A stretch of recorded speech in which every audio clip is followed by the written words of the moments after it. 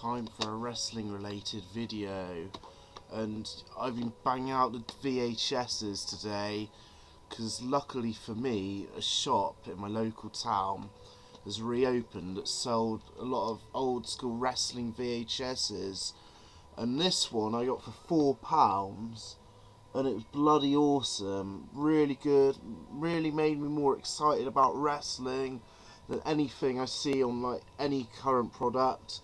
WCW Beach Blast 1992, a very underrated pay-per-view and one that just never gets talked about.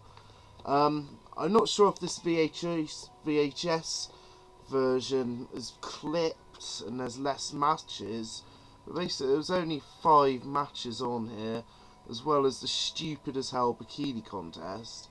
But damn it, there's like 3 really great matches, 1 real good match, and 1 that's a bit disappointing and could have been brilliant if they had a lot more time. Going through the cards, it starts off introduction by Tony Schiavone and Eric Bischoff, and you think, oh god, I hope these guys aren't commentating. Eric Bischoff looks ridiculous as like this goody two shoes announcer guy with like Bermuda shorts and stuff. But luckily it goes to Jim Ross and introducing Jesse the Body Ventura. Great commentary team, even though Jesse Ventura wasn't as good as his heyday in commentary, he was still very good nonetheless, and Jim Ross was really on form back in these days in WCW. And yeah, it goes into the first match, which was Flying Brian Pillman versus Scotty Flamingo. That's right, Raven himself. Before he was Johnny Polo, before he was Raven, he was Scotty Flamingo, and this was for the light heavyweight champion. And Scotty Flamingo's gimmick was this kind of like grungy surfer dude type person with a bit of a body, a bit more flamboyant, and it's quite weird and silly seeing him like that. He seemed a little bit green, but not that green really. He was still like wrestling as quite a good kind of grounded style towards Brian Pillman's more fast-paced style, and it was a match that worked out pretty well. Had quite a slow build. Towards the last 5 minutes it picked up with like trying to get the pinfall and everything. And basically this was around the Bill Watts era when you weren't allowed to like do a manoeuvre off the top rope, you're disqualified, and also they didn't have rubber mats around the floor. But the entranceway was kind of like a ramp kind of thing, which joined on to the ring right at the level of the ropes. Kind of like how they did like some of ECW pay-per-views back in the day as well. And the ending of this match was pretty nasty, I thought. Brian Pillman just like tries and flies over the rope while Scotty Flamingo's on the outside on the ramp. And Brian Pillman pretty much goes heads first into the ramp, and Scotty Flamingo just goes in and does a move and gets the pin for the light heavyweight title.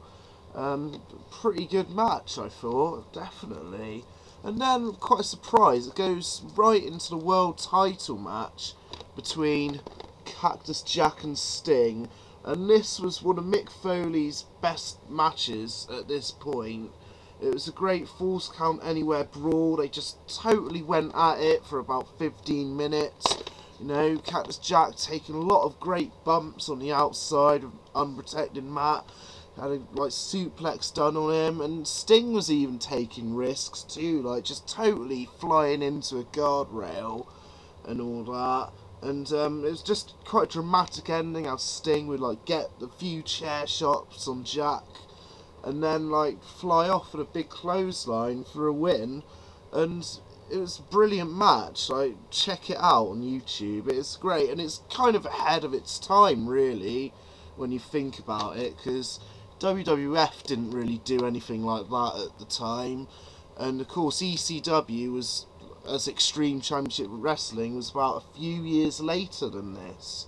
So yeah, definitely quite ahead of its time, and good stuff. And then the next match was undoubtedly the match of the night, and quite surprising how it's placed there, as it's like the main thing advertised on there. Rick Rude versus Ricky the Dragon Steamboat in an Iron Man challenge match. 30 minutes Iron Man match where they have to get as much falls as possible. And this was bloody great, I thought. Some highlights of this was Steamboat doing this really great Boston Crab on Rick Rude. And Rick Rude being so flexible that it kind of turned into a lion tamer a la Jericho kind of thing. And one of the great things in this match was like the psychology Rick Rude was using.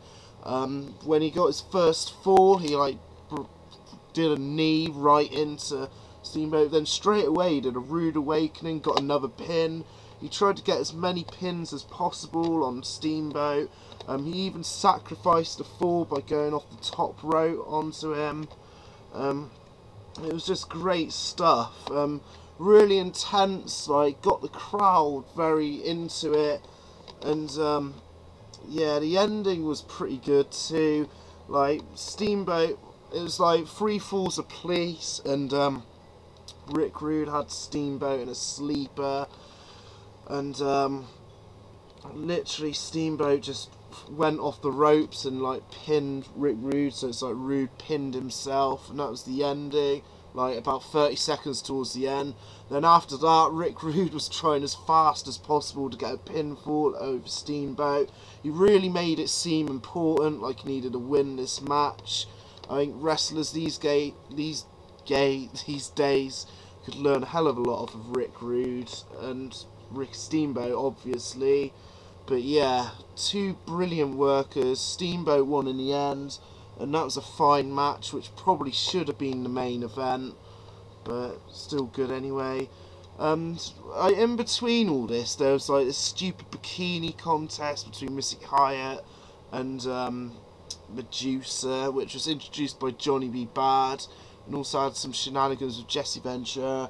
Pretty bad segments, in my opinion. But weird thing was, like Jesse Ventura alluding to maybe the fact Johnny B. Bad doesn't like women, because he's like kind of this camp Little Richard type character. You know, Mark Miro? Yeah, just like kind of Little Richard, Gorgeous George type character with like lipstick and blusher and boas. And that's quite ahead of its time too, really. You wouldn't get that in WWF until the Attitude Era, and it's kind of weird how there's like some ahead of its time kind of stuff in Bill Watts era WCW, and it's all good. It made for a good pay-per-view. I mean, the next match was like just a bit of a throwaway 6-man tag. It was getting good, but just didn't have time to progress. Dustin Rhodes, Barry Windham, and Nikita Koloff versus the Dangerous Alliance of Arn Anderson, Stunning Steve Austin, and Bobby Eaton.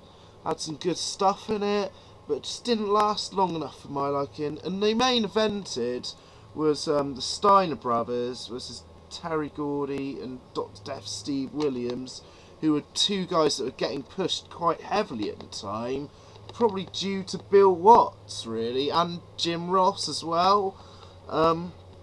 Great hard-hitting tag match with a lot of amateur wrestling moves as well, loads of suplexes. It ended up in a 20-minute draw, and it was like great sort of wrestling match. But personally, I would have picked the Falls Count Anywhere title match or the Iron Man match for the main event. So I was so glad to get this VHS of WCW, and you know, there's not a lot for me to look forward to current wrestling wise, apart from next Monday night. Look, this was even in it as well, this kind of flyer for WCW shows in the UK, so that's pretty damn rare to find something like that, because this must have been for when they toured in '93. But yeah, I really enjoyed this pay-per-view. I'm looking forward to seeing what happens with Hart and Hogan next Monday on TNA and WWE, but other than that, I mean, this is the most excited I've been from wrestling in a long time, and this is from over 17 years ago. Yeah. If you haven't seen the Rick Steamboat, Rick Rude match, Check it on YouTube. It is on YouTube because I've seen it on YouTube before I saw this video. And the Sting Cactus Jack match, definitely worth checking out. It's all worth checking out. Let me know if you've seen this pay-per-view or what you think of WCW or the people here.